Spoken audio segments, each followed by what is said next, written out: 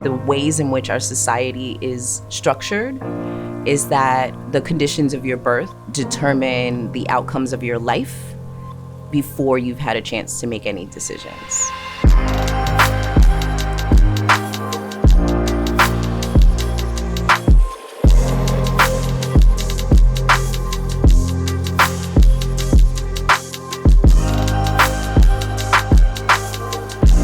The womb to prison pipeline. The womb to prison pipeline is a term that we've been using to describe the fact that children who are separated from their families, who are raised outside of their communities, have a higher likelihood of ending up in prison.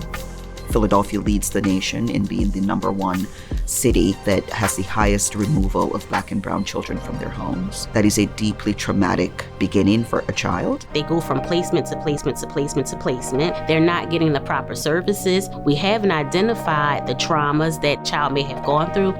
Now, leaving care without a true plan, what do you do from that point? You go to the street. You get into situations that will potentially get you arrested. And here's that cycle. And so when you say womb to prison pipeline, we mean exactly that.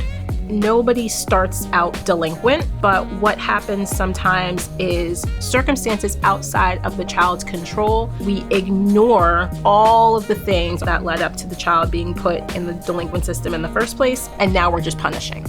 What I know from my life is that I had way more opportunities to end up in prison than I did to end up as the executive director of YSRP. And I know what made the difference was access to things that I had never even imagined were possible in my community. And I got that access through caring adults who saw something in me. By working with families with children who are little and hoping that we can support those families in a way that means that they stay connected. That's where I think there are huge opportunities for us to interrupt the womb to prison pipeline.